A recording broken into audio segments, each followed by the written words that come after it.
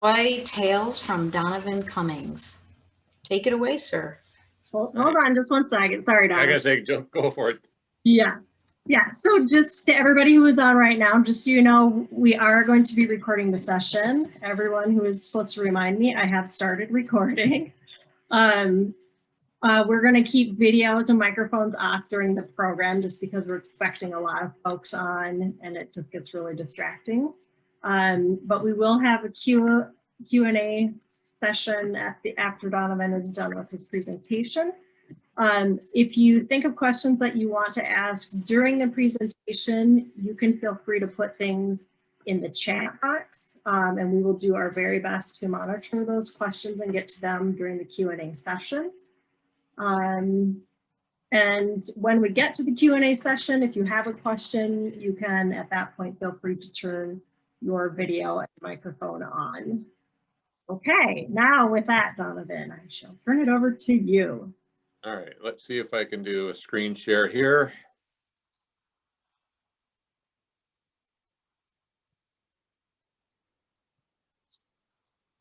Does that look good? So welcome everybody. I'm glad you're here tonight. I'll just talk about myself a little bit and then I'll jump into the presentation. I've been out at WYC for about 6 or 7 years, sailing my own boat, and I crewed on with Fred and Nancy for a couple of years before that. So I'm happy to put this together. It's something that I did many years ago, and what I'll say is that this trip was not something that I think is if you've done trips like this, it's not out of the ordinary. It is, you know, if you've done a trip into the Gulf or any place else, this will be probably, you know, I think pretty typical from my understanding. And hey Donavan, I'm Yep. sorry to interrupt. Can you stop sharing and try sharing again? There's a gray box on the middle of the screen for some reason. Just stop the share and try sharing again. Not sure what's going on. Let's see. Is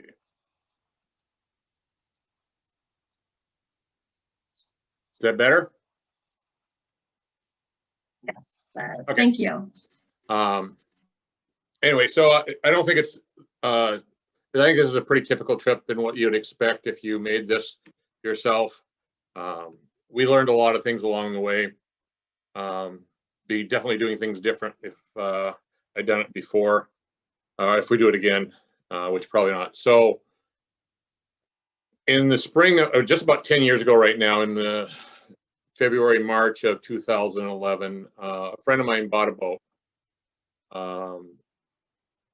and brought it up, and we decided he was going to sail it down. He did early retirement. He was going to go down to, he bought property in Belize on an island just off the mainland. And he was going to sail it down there, and I thought, wow, that could be a lot of fun. And we went round and round. We were able to figure out a way that I could join him on the trip, and so that's what we're going to talk about tonight. So a little bit of things about. I'm going to go through some numbers. One of the things that probably stood out was that in the spring of 11, neither one of us had ever been on a sailboat.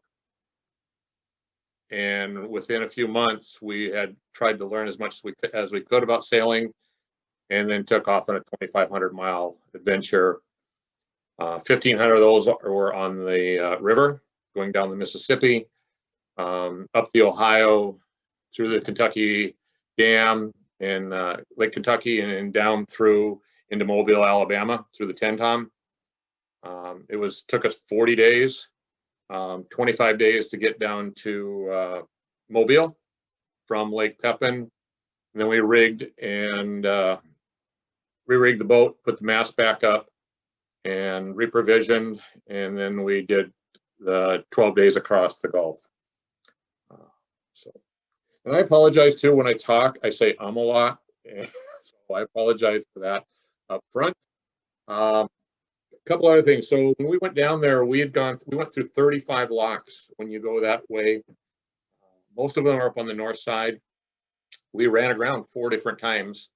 Once we ran aground twice in one day within about an hour of each other by listening to locals of where they said we could go, and they were wrong. Over that 40 days, over that I was eating well, I ended up losing about 20 pounds on the adventure.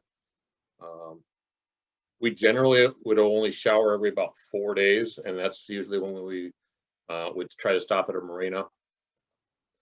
We traveled through 9 states and saw 4 different countries, the United States, Cuba, Mexico, and on the way into Belize. There were 6 rivers, and I don't remember all of them right now. Mississippi, the main one, Ohio, Kentucky, and then there's one man-made waterway, the Tentom. And most of our days were 10-hour days that we would get up, and as soon as the daybreak, because we took off on the 28th of October. We don't have a lot of daylight, so we were basically sun up to sundown traveling. And the one day we got 98 miles, which was almost double what we would normally do for that. So this is the Betty P. This is the boat we went on. This was sitting down in Lake City. It was a 1988 Hunter 33.5, so 33.5 feet. Dave, the gentleman that owned the boat that I went with, purchased in the fall of 2010 out of New York, had it shipped here, and that's the boat we started working on and took down there. So one of the things that we did is when the boat was bought, there was a lot of things that needed to be done to the boat, and we spent about 2 or 3 days a week each for about 60 days. We both live in the cities, and then we'd have to go down to Lake City, which is about an hour and 15 minutes from both of our houses. And so we'd go down there, put a lot of miles on the vehicles. Going down there, the boat was stripped down, repainted on the hull. We stripped a liner off the inside of the boat, and because it's an older boat, had a lot of mold in it. Went through the entire wiring system of the boat, rewired it so we could make coffee. One of the things we did is we installed this larger fuel tank so that we knew we had at least 500 miles of fuel, which down the road we found out saved us. So we figured that was enough fuel that if we ever got in trouble, that we could always get back to shore at some point. The one thing we did and got poo-pooed a lot about it was we added a 9-horse little kicker motor to move the boat around, and actually at one point we used it in the Gulf of Mexico. But more on that later. Some of the other things we did: add chart plotter, we added autopilot, we replaced a lot of the seacocks, fixed leaks, rudders, sealed stuff, and then we just, put the thing together as best we could. Here's something that we also did, Dodger and Bimini, replaced the cushions, built a cradle. We couldn't take the boat from Lake City to Mobile, Alabama. We were at just over 52 feet in height, and there was a couple of bridges we were within a foot to 18 inches of clearance, and we didn't know, depending on water levels, we may or may not be able to make it. So the choice was made we looked at possibly shipping the mast down, or whether we carried it when we ended up carrying it. So we did updated some electronics, added a second anchor, which proved to be helpful down the road. So how did we get there? There's a couple maps here. So from here you can see the red line south is, we actually took off at Wabasha, and because the marina that we were in closed early because it was late October, and they wanted us out of the marina, so we actually shove off in Wabasha, and then we just followed all the way down. And then if you follow the map down to the bottom of Illinois, that's where the Ohio comes into the Mississippi, and then we took that up we actually went up current about 50 miles to the Kentucky Dam, and then followed the rest of it down to Mobile. So this is our plot across the Gulf. I wanted to take a little bit different route that was closer to shore, maybe jump off at Key West, and that would have added some time. So it was decided that that was not the way we're going to go. And so this is actually, we had a program or a little app that worked by satellite called Spot. And so these were basically how I got these. So these are our actual routes on both of those. So the prep. So like I said earlier, we had, when we went, we did a bunch of sailing classes, and we did a 101, an ASA 101, 103, and 104. Watched a ton of videos on Netflix and YouTube, read some books. We did a lot of studying. We learned the boat inside and out, upside and down. I did some online classes, but we basically had eight months to prep for this, which isn't a lot of time if anybody has done longer trips. Maybe if you're a seasoned sailor, it might be helpful, which we were not.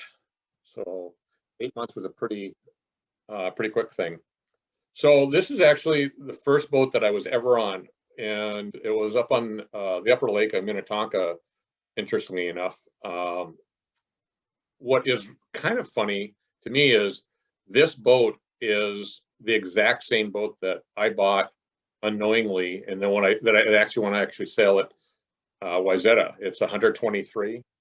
I believe it's within 1 or 2 years. Mine's an 86, but it's the same boat, and I didn't really realize that until after I bought my boat, and I think we'd moved it actually to Minnetonka, and went back and was like, well, that's the same boat. So it was just kind of interesting, I thought.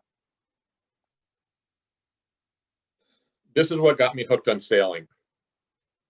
So that first summer when we were down there, the boat was out of Lake City on Pepin, and we were able to spend some glorious afternoons out on Lake Pepin with that boat and enjoying that. And that's what got me hooked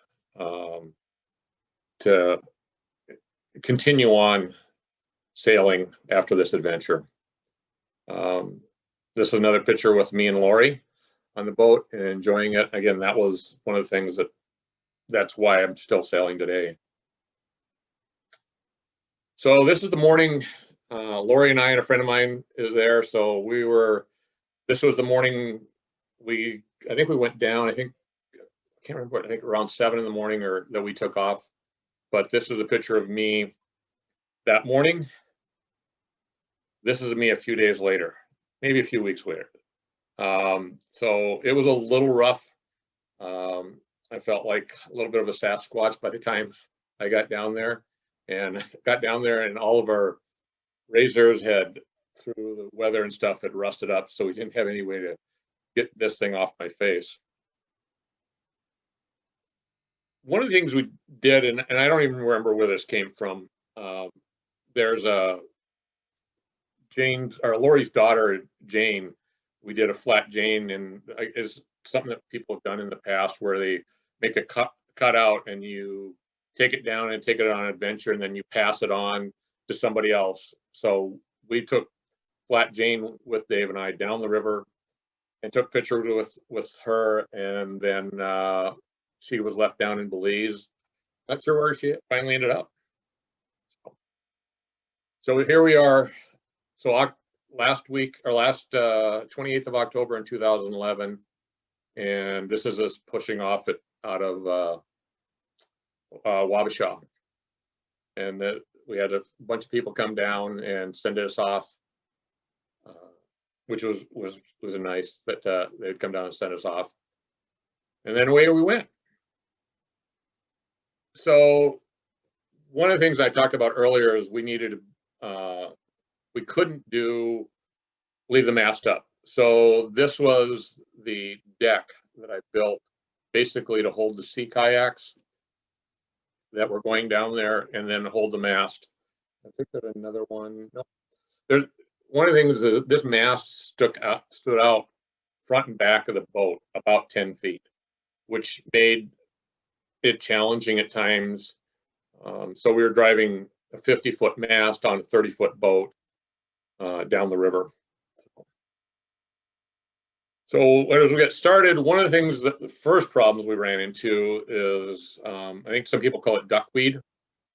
And the first couple of days, regularly, the water intake on the motor would plug up, the motor would overheat, and then we'd have to stop and without trying not to burn up the motor, get all this weed out of the cleanouts, get it put back together, and try to continue to moving on. So it got really frustrating. Every couple hours we'd have to do that. It got really frustrating after a while for the first couple of days. After that, we didn't have that much problem with it. Here's one of the locks.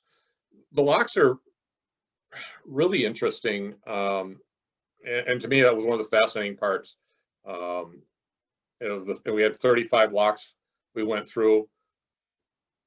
There was these are a couple of the big locks. So these the lock 19 is 110 feet by 1,200 feet.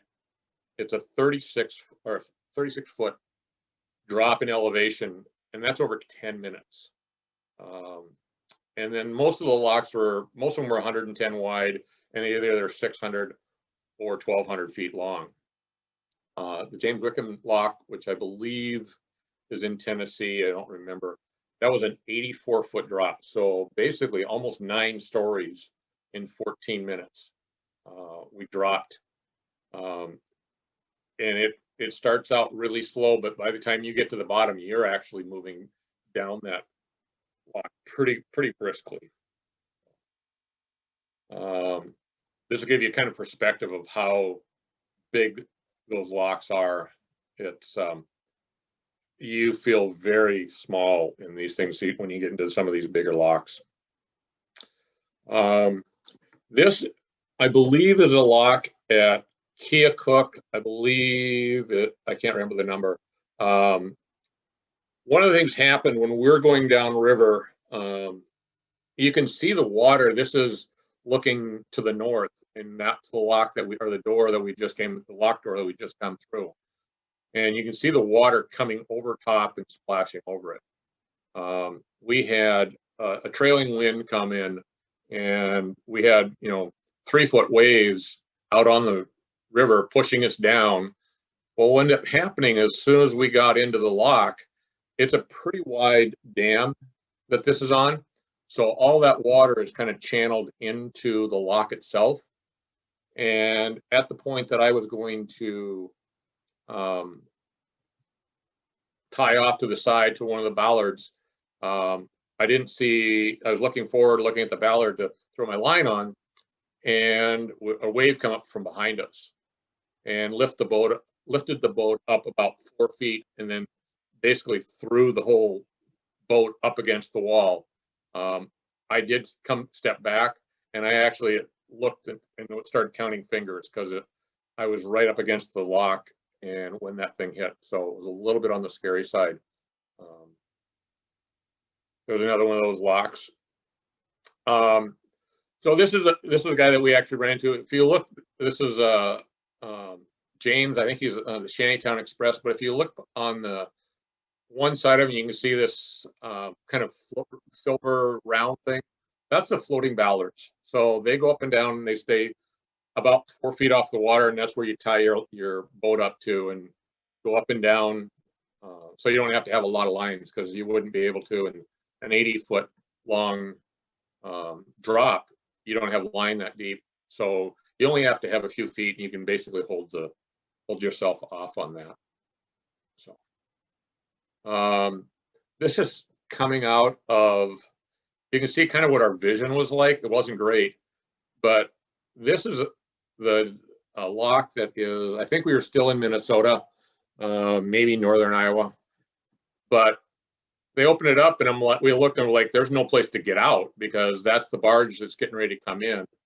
but you can just see there's a little bitty window that we could slip out and try to get through that and move forward.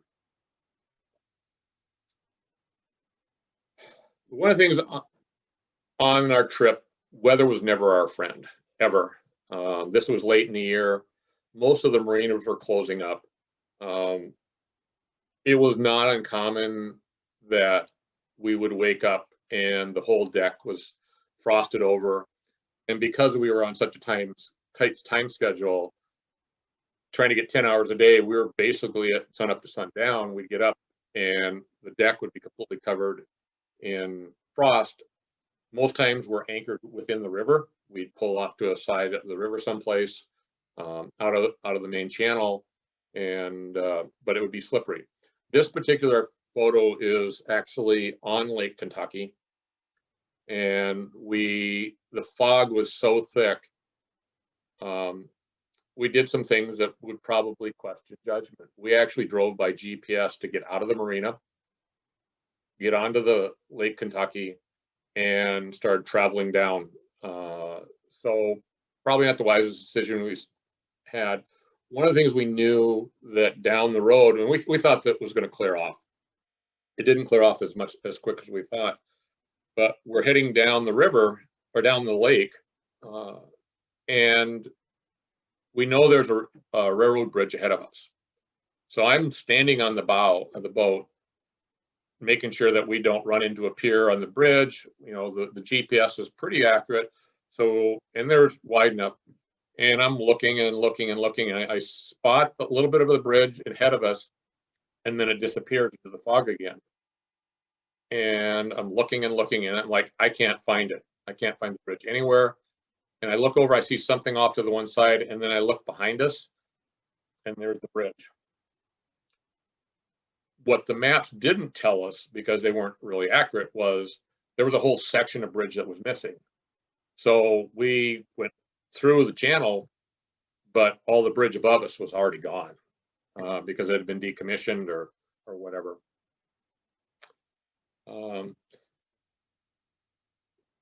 This is us coming into St. Louis.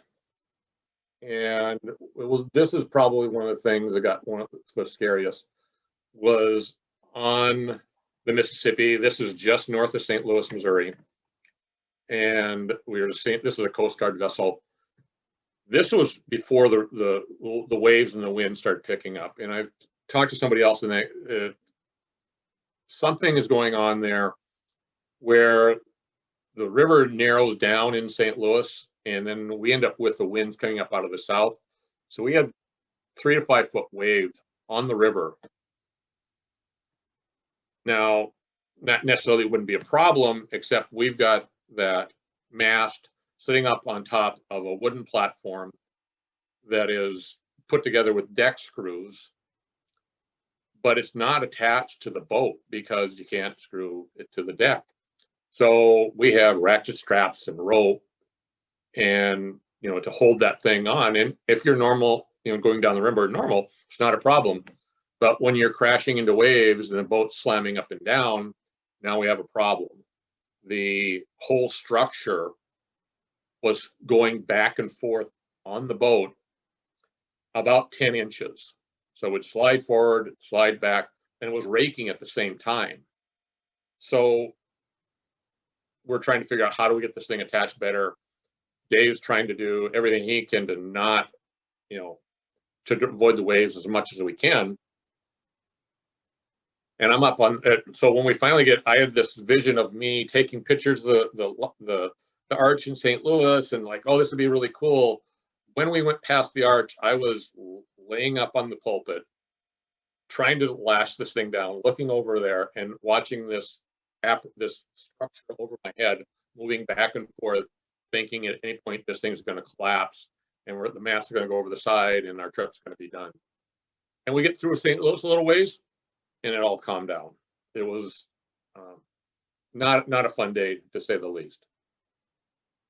So about 2 days later, we did that 100-mile day, and we're south of, there's a little marina called Hoppy's, and then there's really nothing, which is kind of a strange spot in the river.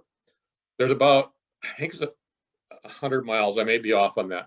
You don't see civilization. You don't see lights. You don't see industry. You don't see farmhouses. You don't see anything for this big stretch between St. Louis and getting to where the Ohio is. So when we're going down the river, most times we were traveling over ground or on the water about 6 knots and doing 40 to 60 miles a day.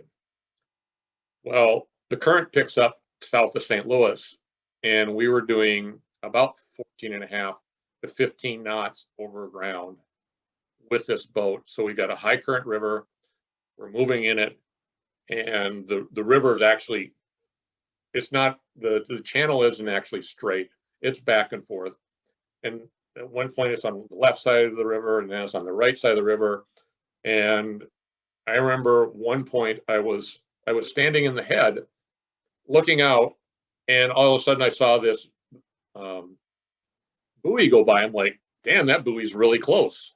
And then all I heard, a clunk, because Dave had misjudged where the river was, and we were up against a buoy.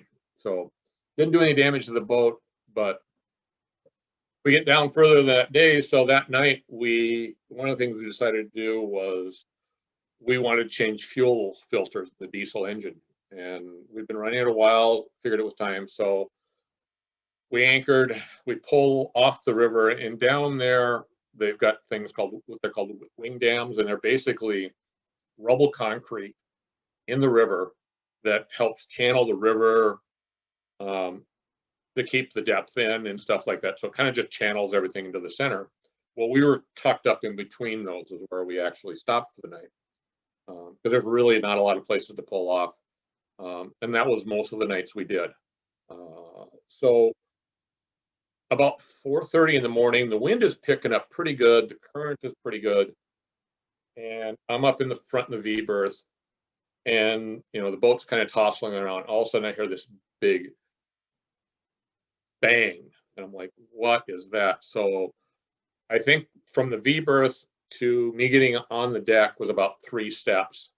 And there was another boat alongside of us, and I looked, and we were going apart. Definitely we were separating. It was dark enough, and there was no moonlight, nothing. We couldn't see any light, so we had no frame of reference of what direction was what. And I thought we'd hit the other boat. He'd hit us. So Dave's coming up, he fires up the motor, and he's like, okay, pull up the anchor. And I get up to there, and there's no anchor. So what I'd heard was the anchor line snapping and coming back and hitting the boat. About the time we realized that, all of our alarms start going off, because we're heading backwards down the river. And we got the motor, we look back to the GPS, and we can see on the GPS where these wing dams are. And we know that the water levels, that we were really close to basically running around backwards onto the rudder, which would have ended the trip. So got out into the middle of the lake, or middle of the river, and trying to assess what we're doing and figure out what's going on. The other boat's fine, and the diesel motor quit. Now we'd changed the fuel filter. We had ran it for a while, but apparently we didn't get all of the air out of it. So now we're basically loose on the river again. And we're driving by GPS, because we don't know where the river is. We can't see the shore. We can't see anything. So got the other motor started, got that figured out. Took out that second anchor we had, and basically tied the rope, we didn't have enough shackles and stuff to make it work, or having the right size. And I think we ended up tying the rope of the chain in a couple of knots, just so we had something for a period of time.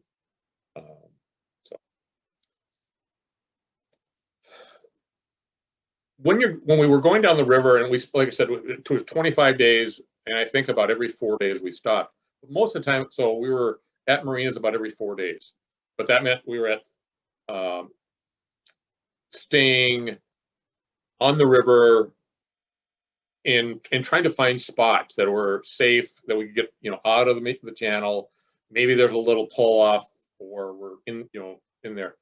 And this is a shot from us down, I think, on the 10 Tom, and there really wasn't, the channel is real, or the river is really narrow. There's really no place to pull off. And so we get to where we laid out all of these spots, and we had alternate spots, what we thought we could cover each day. But we already had a pretty good idea where we were going every day. Well, we knew this was kind of the only spot in this section, and we came down. There's already 4 boats in there, and we were basically there's 5 of us in here, and we're all like basically on each other. Is the only way we would get in there. So we actually, this was one of the things, I don't remember, where we had a bread maker, so I did most of the cooking, and so I'd get up, make breakfast, Dave, and I'd make coffee. Dave would fire up the boat, we'd throw off, and we'd go. But I would make lunches, and we had a bread maker on there, so we could make bread, you know, have fresh bread sometimes, which was, you know, a treat. So there is a vast number of different marinas out there. I believe this is the Kentucky Dam Marina, a really large, very nice marina, and a lot of houseboats down in there. So very nice marina. This was another one, I think, south of there. So we had some, I mean, these are just some beautiful, beautiful boats that we're looking at. So this is the marina, one of the marinas between them. So this thing, I don't know what happened. What we did, actually, we do kind of know what happened. So this was a small little marina that we pulled off. We actually wouldn't even pump fuel out of this thing. And we found out there had been a tornado, I think, gone through in the spring. And the gentleman that owned this was at the marina, and he was trying to get home to his family. And en route between the marina and getting home, he was actually killed by the tornado. So it had been sitting derelict for part of that year, but obviously it had been derelict for a long time. Barges are one of the things that we needed to watch out for. They will kind of just go where they want to go. They're a lot bigger than us, and you have to respect them. So we did best we could. This is actually, we passed one of the barges one day, and it was kind of interesting. One of the things, I'm going to come back here. So there's some spots down on the 10 Tom, and I was at the helm that one day, and it's just this snake of river. So it's like you might travel 5 miles on the river, but it's only maybe a mile and a half across because it snakes back on itself. So there's some pretty tight bends, and the channel is pretty narrow.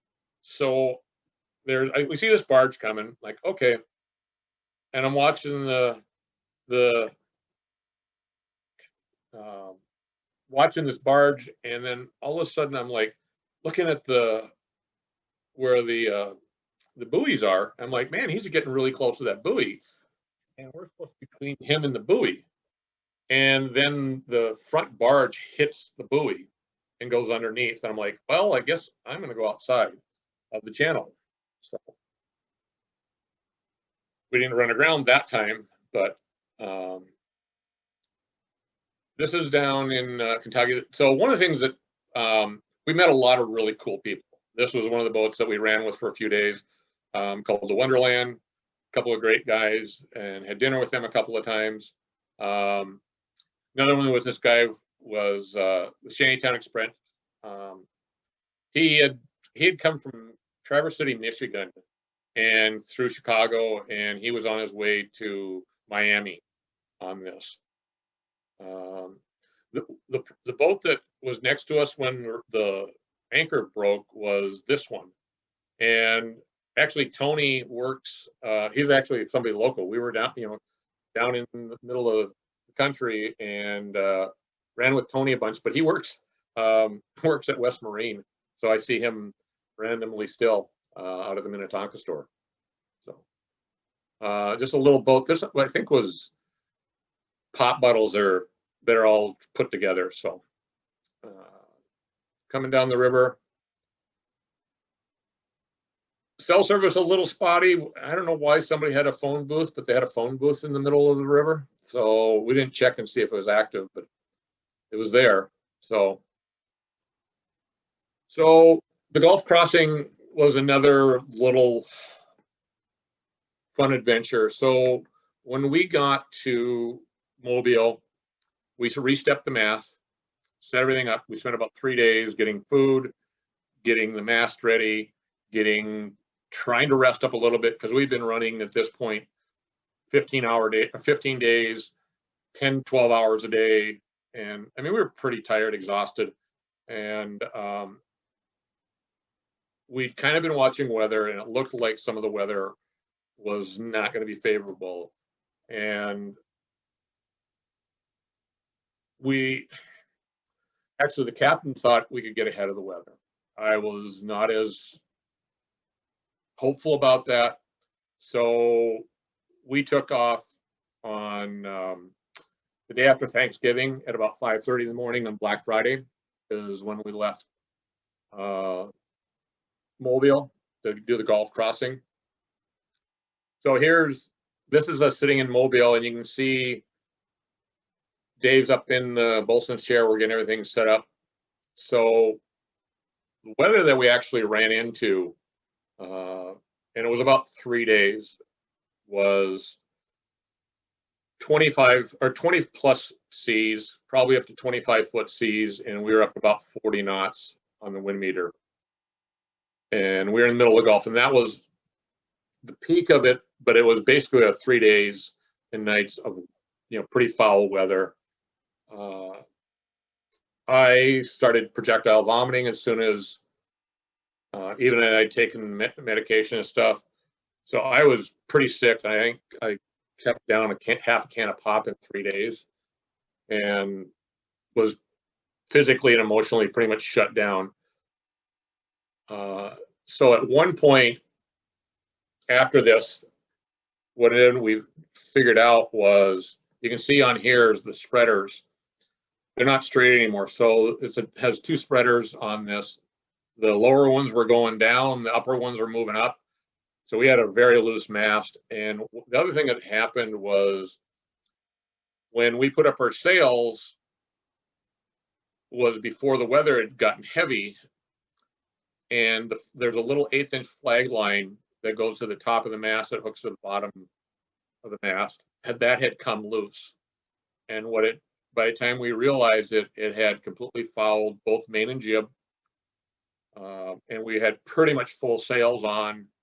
So we were so far oversailed, and what ended up happening was we ended up breaking jib lines because we were just getting slammed around. We couldn't take them down, but we ended up putting Dave up in the bosun's chair in about 10 to 15-foot seas to cut the sails loose and drop him down.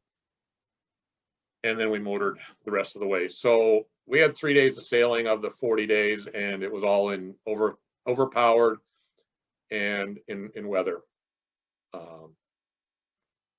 One of the things that we also did was a thing called Spot, and there's a lot of better technology out there today, but this one was a one-way satellite communication that we would send from this, and it would send out text messages of our location and time and stuff, and that's how we got the maps. That's how people that were following us knew where we were at. And one of the days we were in Mobile, we would send it out, and we sent it out to both Lori and Dave's wife, and it didn't show up one day. So we were like, oh, that's kind of odd. Why didn't that show up? So at that point, we told them, hey, you know what, it might fail. We hadn't had it fail before, but there's a possibility. So we got going, and it's only a one-way communication, so we have no idea. It's telling us it's sent, but we don't know if anybody's receiving it. So about 8 or 9 days into the Gulf crossing, we'd sent it out, and we were sending it out twice a day. There was almost a 48-hour period where they never got communication from us. We were sending it, but they were getting. So there was some anxiety on all the people that were following us, that why aren't they communicating? So end up cutting the sails down, dropping them, and so all of the wonderful thinking of, running down the Caribbean in the trade winds and sailing never happened, which was, pretty disappointing. This is the roller furler that broke, and that's stainless steel. That one of the things that happened, we ended up with, I think, minor short, some current leakage, and that's what that was a brand new furler, and all that stuff was shiny when we left. So after 2,500 miles, this is where we ran aground. This is Dave's dock he had a dock. This is his dock off his property in Key Cocker in Belize. And we knew we were going to be close, but this is as close as we could get, at least until, and it was interesting. So they ended up hiring a bunch of people that basically hand shoveled it out so we get the boat in there. So it wasn't a lot they had to do, but they basically went in there with buckets and shovels and put it into little boats and then ferried it back to the land. So it was pretty interesting. And then there's Flat Jane, and we finally made it there. So that's it.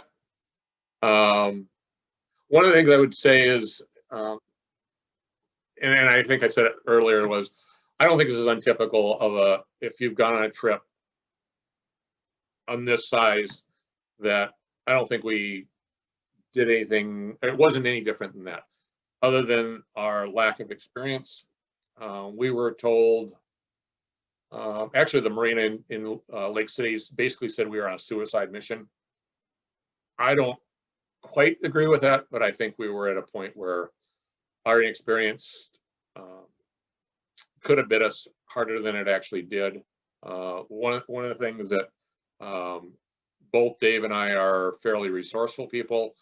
I grew up on a farm, fixing and doing things and trying to figure out things work. Dave built his own airplane, built his own race car from scratch. So fairly resourceful people, and hopefully be able to kind of think on our feet a little bit, and then a few times we had to. So yeah, I'm going to stop sharing the screen and we can go from there. All right, thanks so much, Donovan. I have to say, I don't know about anyone else, but I had some moments of extreme anxiety during that presentation. I can imagine. Yeah, it was 40 hours of boredom and 15 minutes of terror. Anyway, thank you so much for sharing your story. We really appreciate it. If folks have questions, we invite you to turn your mics on and your video if you'd like to ask them. I'm going to catch one that was put in the chat already. We'll kick that off. This is from Holly La Rochelle. She said, interesting route. Any reason why you didn't take the Mississippi all the way to New Orleans? Absolutely, yeah. And that was when we first planning this. I was asking, why are we going up there? One of the things is from where the Ohio gets into Ohio merges in with the Mississippi to New Orleans. There's really no recreational facilities. So we couldn't get fuel, we couldn't get pull off and get provisions, and it's really almost all strictly commercial traffic from that point south. So that's why we went up that way, and we had a lot more places to get stuff. And there's other people, it's the same, most people, the same thing. It's, there's just no place to provision. We'd have to have people actually ferry fuel out to us because there's no place to pull off and get fuel. Great, thanks. Anyone else have other questions? I did invite people to type your questions in the chat if that works better for you, or turn your mic on or your mic and video if you'd like. I'll give people a couple of minutes here. Donovan, this is Sheila and Jeff Wyatt. We were just curious, looking back on it, would you have chosen a different boat for that trip now that you have learned what you've learned, or do you think that that was just an adequate boat and you would just change a few other things instead? I would change other things. Actually, the boat, you know, the boat kept us up, and even in some pretty heavy weather, the boat kept us there and kept us up. I would do the weather thing is the one thing I would, you know, try to, I mean, you can't change weather, but I would have probably, and actually at Mobile, when we were getting ready to leave Mobile, I actually that night was thinking about not actually getting on the boat. But he would have gone on it, he would have left on his own. So because with the weather. So I would have, my choice would have been, you know, on the Gulf crossing was to, you know, wait, let the weather blow past, and then let's go along. You know, it's an extra couple of days. Let's just skirt the coast, make the jump at Key West, and not. I mean, our basically there's a beeline straight across. One of the things that ended up happening because of that, and I alluded to it earlier, was the fuel that we had. We had enough fuel for 500 miles. We didn't have enough fuel for 800 miles. And because we had to cut the sails down, now, if you look back, if I went back to that slide, we were doing fuel calculations and we thought we were actually going to have to go into Cuba to get fuel because we didn't have enough. We knew we didn't have enough to get there. We didn't want to go back to Key West because we were quite a ways out. We ended up seeing the lights of Cuba, and because we wanted to be on that side of the Gulf current. And then what we ended up doing was we came back to Cozumel and we got fuel in Cozumel, but we were doing as best we could fuel calculations. And that's where I said earlier, we had that 9-horse outboard motor on the back of this thing. And we were like, we got gas for that thing. And we ran it until we had a small generator. We had one small tank of gasoline for the generator if we ever needed it. But we ran all of our other gas out to preserve the diesel as we went along. Hey, Donovan, it's John Smells. How are you? I'm good. Listen, I was curious to know, was the navigation on the river difficult with the red and the green buoys? Sometimes they seem confusing. I don't have. They're all over the place. I mean, it's not confusing. You lose track of them, and that's one of the things because you're moving so quickly, especially when we nicked the one. Because the channel is not the same as the river. So like the river's going straight, but the channel kind of weaves in there. So it's they're well marked. It's just you had to pay attention. Okay. Donovan, there's a couple more questions in the chat here. The Sure. First question was, did the boat stay down there or did it come back? Dave did early retirement. It stayed down there, and his plan was to go down there and he's had property down there, but he was a scuba diver and he was going to take that and they were going to travel around on it. The best I know of, the boat really never sailed again, and it ended up on the hard for hurricanes, and I think he's sold the boat since then. So it was kind of a one-shot trip down there with that boat. All right. And then another question was, what were the dates you departed and arrived?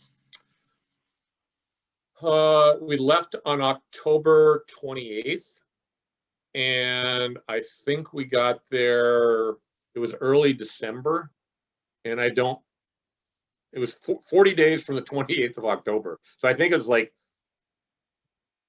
yeah, you know, 6th or 8th of December, something like that. I don't remember the exact date, but it was early December. So basically the entire month of November. Okay, and I have a sort of related question then. So curious, did you have a job? And if so, how did you get the time off? Well, I'm self-employed. My boss is a jerk. At that time, I wasn't doing well financially, and I was working. I have my own business and do work for people. I really had to put my nose down because I only had 8 months. I mean, I haven't really a lot of savings, and so I had to put enough money aside and work as many hours and do the classes and everything else to get enough money that I knew I could pay my bills. Now, Dave paid for my trip down there, and then he gave me a small stipend for going along with him, but I still needed to, take care of all my bills at home. So it was a stretch financially to do, but it was one that I'm glad I did it.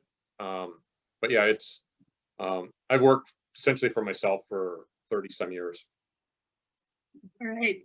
Another question. What made you leave during potential hurricane season? The hurricane season was technically over when we got down there. And so we were trying to slide between ice. So the ice was basically chasing us down the river, and we were trying to get down there before, because I don't remember the dates on it when hurricane season ends, but that was towards the end of the season. So it was trying to get between ice and hurricanes. So. All right, next question. Did you get to spend any time on Cape Cocker? Cape Cocker, yeah. Actually, I did. I spent 2 weeks, and that was part of the thing was I needed to, when Dave and his wife came up with a proposal, is one of the things I had to be able to bring a bathing suit and be able to come down and spend some time there. So before I flew back.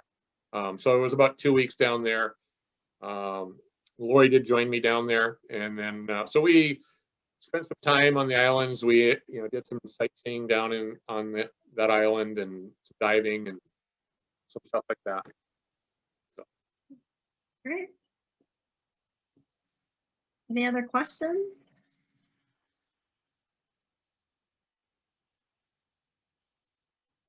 Hi, Donovan. This is Kathy Arndt. Hey, Kathy. Hey, thank you so much. It was really exciting to listen and to watch. Really appreciate you sharing everything. Yeah. Have you done any other adventures on the high seas since that? No, I haven't done any, but I've got one that is possibly coming up that I'm going to be helping out with some people trying to do some that's involving the Mississippi and people trying to break a Guinness World Record coming up in a few months. So I'll be part of the support team for that.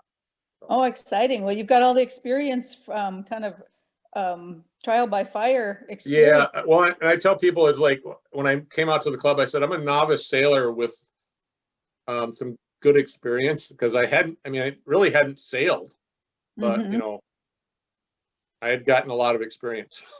Yeah, well, it's a terrific presentation. Thank you very much. You bet. Well, somebody was wondering, like, you really don't know what happened to Flat Jane, Donovan? I don't. I lost track of that. I wish I did. I mean, part of the thing is actually Dave and I known each other for a long time, and we used to go on motorcycle trips, and we'd probably known each other for 10 years. I haven't spoken to Dave in almost 8 years now. It really was trying on our relationship, and that was not the end of it, but it ended sometimes shortly after that. But I think that was a lot of the things. So I've kind of lost, that's why I'm not sure what's going on, where everything is anymore. All right. Any other questions?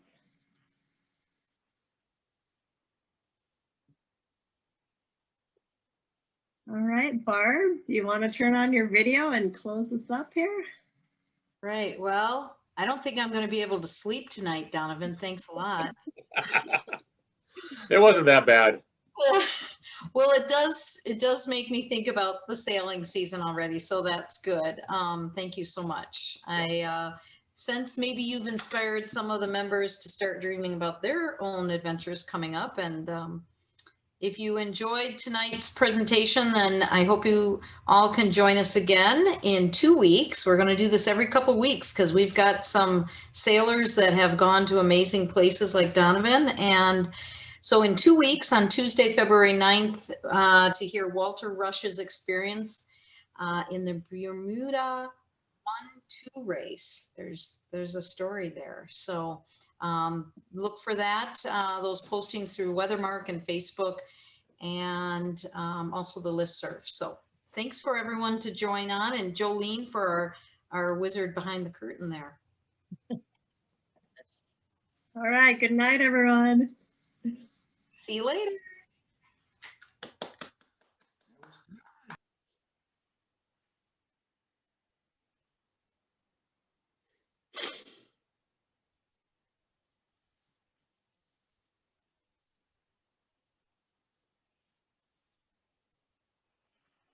That's pretty good, Donovan. It's 8 o'clock on the nose.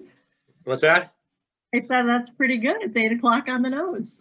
Yeah, Lori came up at one point and said, "You got 5 minutes." I'm like, "Oh crap." Yes, we didn't discuss if you wanted me to give you a warning, but you seem to get it completely under control. So Yeah. I'm so glad I heard you speak. My sister and her husband are planning that loop trip. Yeah. And now I know what they're up against. It'd be in a boat, not a sailboat, but I don't know how harrowing it could be. The river is, and that was with anything, the river can creep up and get you. I mean, that was one of the things. We were always thinking about the Gulf, but the river was actually probably in a couple of instances more dangerous. Right. Because it's not a cruise place for most of it. It's a transport area. Yep. Wow, it's amazing. And